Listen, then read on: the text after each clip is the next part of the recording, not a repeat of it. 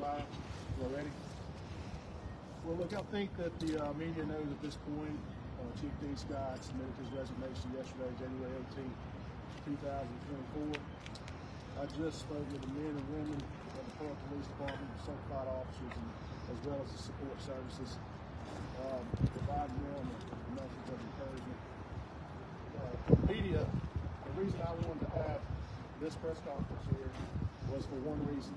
One reason to send a message to our citizens and also our businesses throughout the city that we're going to maintain discipline. The Pearl Police Department has always had a reputation of doing a good job fighting crime, and we're going to continue that.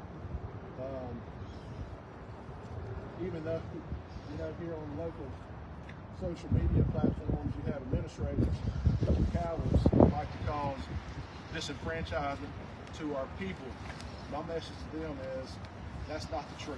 The truth is, locally, is that we do a really good job.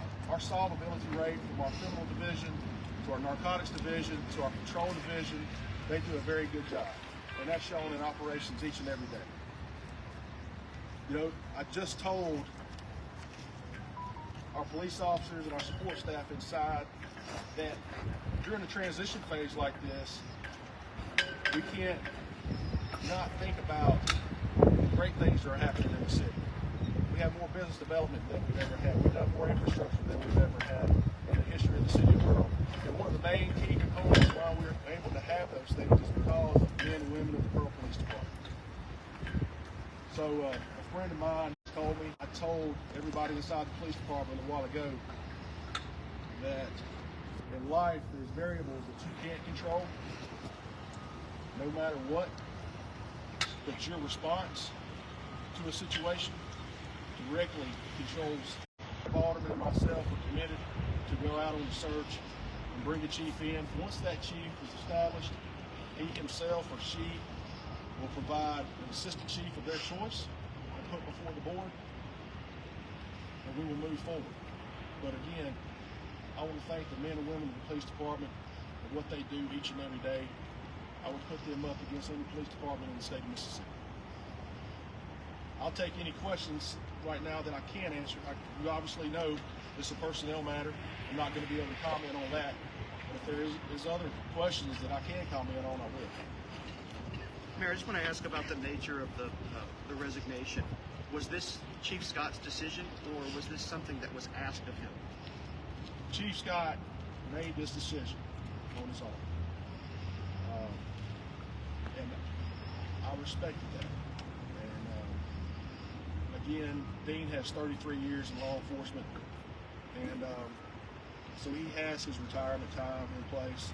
But yes, it was his choice.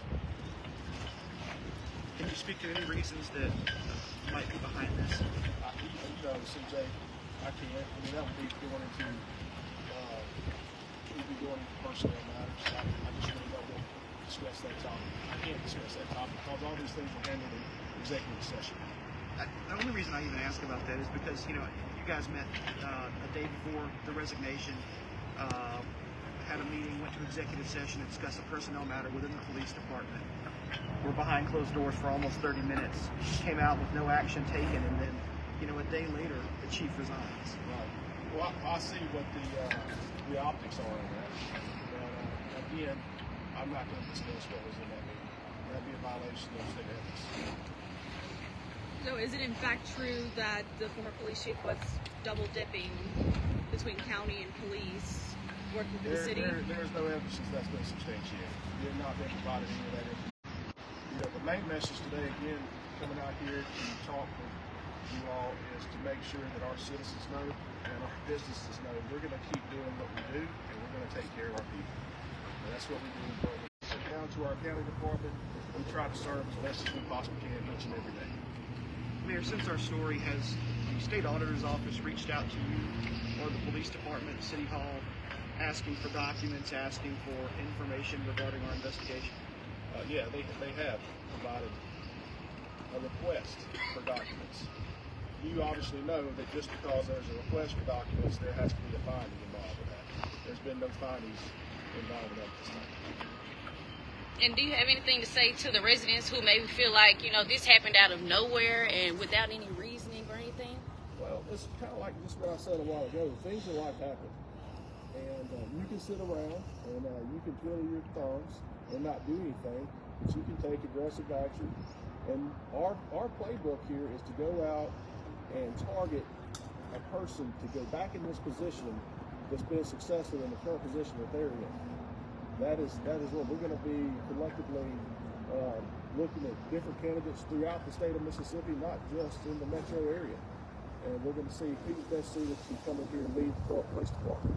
But again, like I said, there's people all the time that like to, y'all know as well as I do, on local social media pages, they love to provide disenfranchisement to a city or to a community where there's a lot of things that are going on good. And we can count many of our blessings that we have each and every day.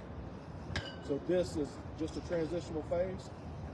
It's part of people resign, people retire, people do other things each and every day of their lives. So we're just going to be aggressive to make sure our people within our city and our businesses know that we're going to move forward. And just to be clear, just to reiterate, Mayor, are you saying that you don't believe that our findings, our investigation had any role in the chief's resignation yesterday? No, CJ. And I'm not trying to discount you. Don't think that I am.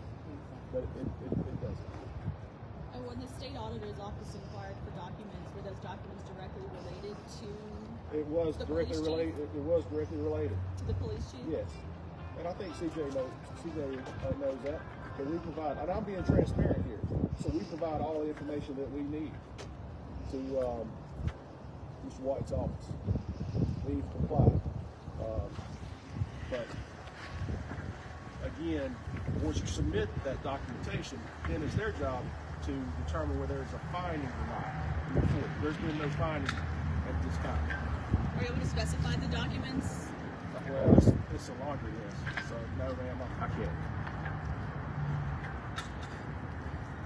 If there's not any more questions, I don't want to be rude, but I do have a 10 o'clock meeting today. Can you say whether or not Chief Nick McClendon might be on our short list for chief? I can't say because here's the thing, you know, one thing that the discussion for myself and the aldermen, they want to be intricately involved as all 7 aldermen, and I don't want to speak for them, but I can't advise on that right now. I mean, we're talking about a name right now. I'm not saying that we're not going to be lackadaisical about it, but I can't advise on that name. I guess I should ask who would serve in his stead, because right now the city's without a chief and assistant chief, right? Well, you know, CJ, I got 16 years of law enforcement. You can do both? I can do both. Okay. I can do both. You know, when you have your largest department, a lot of times you spend a lot of your time in that department so much.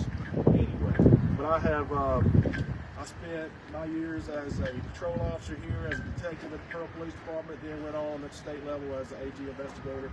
So I know my way around law enforcement, and I think that I can make the right decisions for these men and women, help them, and counsel them as we move forward. So are you saying you like the interim right now? Well, the board actually has to appoint the interim, right? But I'm the mayor and I'm over operations for the city. And if we decide to go forward with an interim, if we think that this search goes for a lengthy period of time, we'll do so. But a lot of those people that are in that room in there, I've worked alongside them throughout the years and worked cases with them. And I'm confident that I have the ability to help guide them as we move forward. But again, I appreciate your time. I got to go. Thank y'all. Y'all have a good day. Y'all take care. Thanks, Jake.